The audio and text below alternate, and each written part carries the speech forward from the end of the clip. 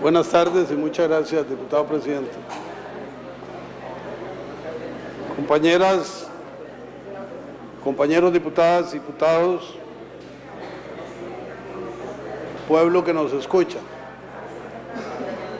Empezamos lo que es un procedimiento consagrado constitucionalmente, que es el análisis del informe presidencial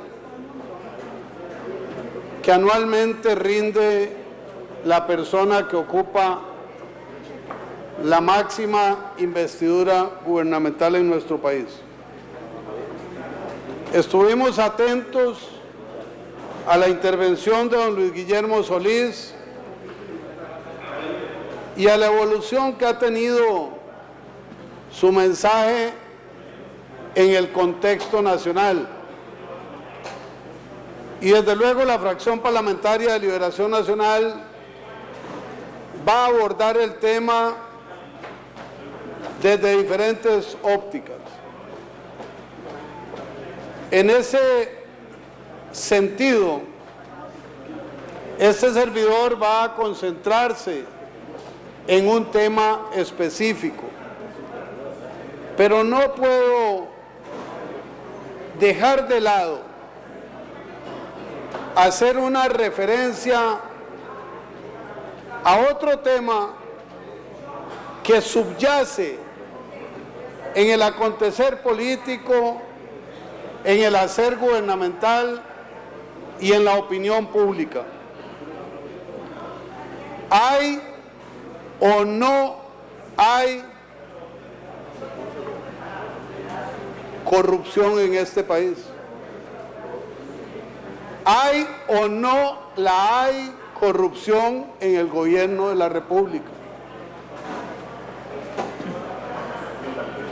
¿Cómo asumir eso cuando el primer mandatario viene y le dice a Costa Rica, y lo reitera en los medios, que no existe corrupción ni por asomo?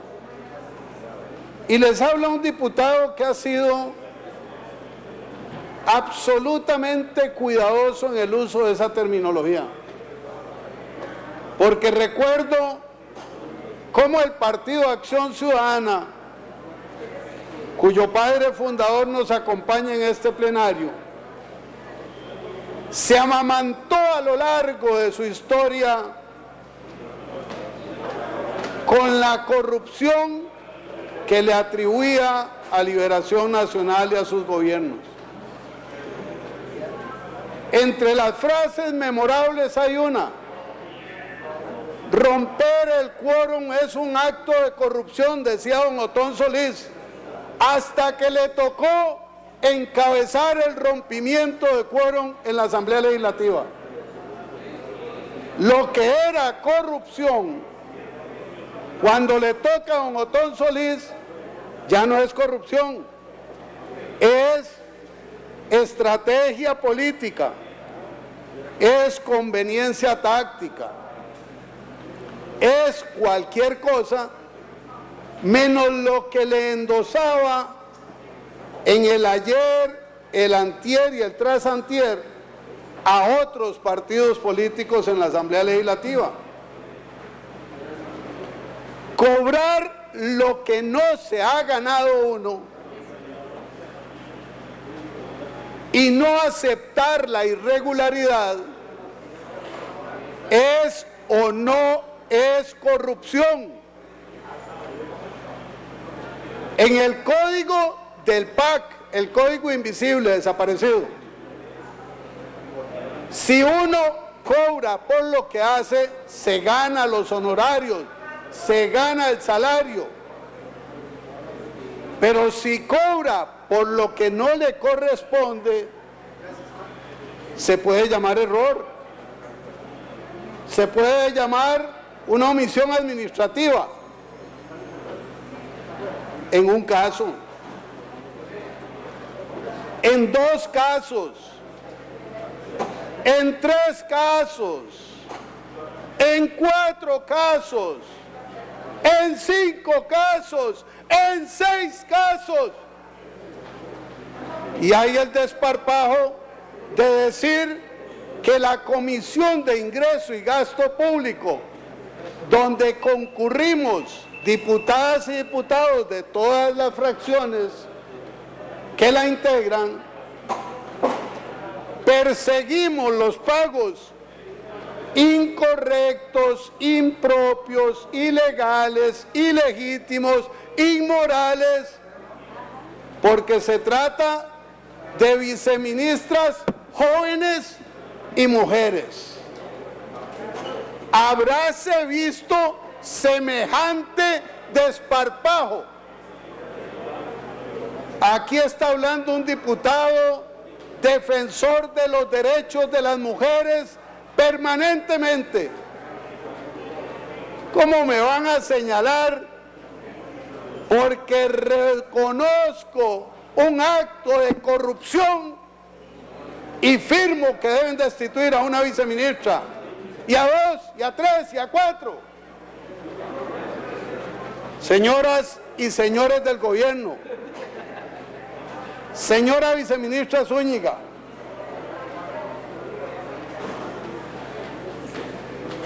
coja sus cositas y váyase para la casa.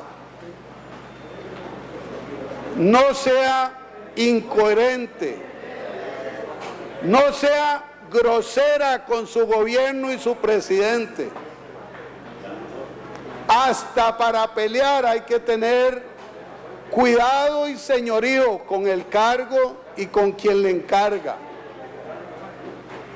Yo he oído argumentos que fue que alguien se equivocó, que hay criterios legales dispares, que es interpretable, que se está realizando la más larga investigación administrativa en la historia de Costa Rica.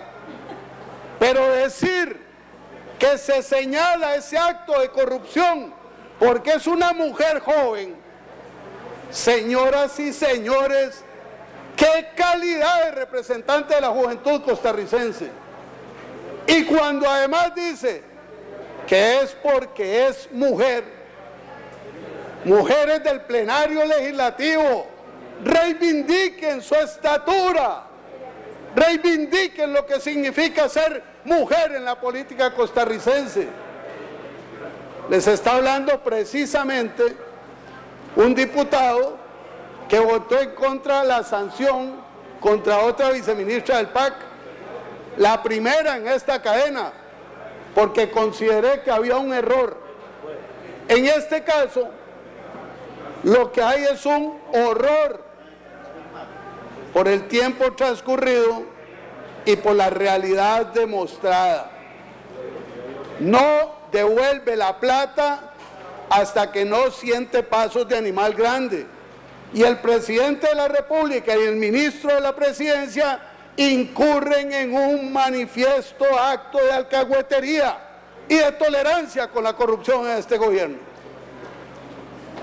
Pero ese era el tema como que afloró en las últimas horas, porque pareciera que en el gobierno hay personas que no soportan que el presidente tenga 48 horas de paz. Es que la pulsean para embarrialarle la cancha. Qué gran ayuda sería que renunciaran y le abrieran el espacio para que lo liberen de los compromisos y tengamos un gobierno como nos dijeron que iba a ser. El tema grueso del que quiero hablar es relaciones internacionales. Señoras y señores, Costa Rica es un referente en política internacional, en paz, en integración, en articulación latinoamericana y mundial. Hemos sido paradigma en relaciones internacionales con un ministerio pequeño pero digno, frente a gigantes como Itamaraty en Brasil, Costa Rica ha tenido dignidad y presencia. Y yo increpo al gobierno y a la bancada del PAC, que hablará en su momento, para que me expliquen cómo en el informe presidencial no hay un párrafo sobre política internacional. ¿Cuál es el miedo de volver a hablar de la ofensa a Brasil? ¿Cuál es el temor de consignar que hemos sido lentos y tardíos en la crisis venezolana? ¿Cuál es el afán de disimular que en las reivindicaciones en el conflicto con Nicaragua, si no fuera por la herencia clara, categórica, sostenible y defendible del gobierno de Laura Chinchilla, estaríamos bajo la bota internacional de Daniel Ortega? ¿Por qué no se consigna que hay embajadores, cónsules y ayudantes de embajadores y cónsules que están atropellando los derechos laborales de sus subalternos?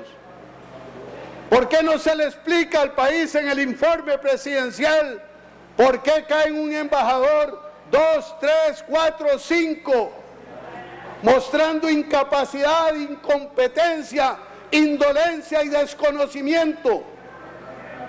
¿Por qué en el informe presidencial no se le dice a Costa Rica que se están haciendo nombramientos en comisión por docenas hasta el 2019, cuando lo habitual es que el gobierno saliente nombre hasta el año en que entra el nuevo, para economizar los desplazamientos de retorno con viajes, viáticos, menaje, personal, familia y todos los tiliches habidos y por haber?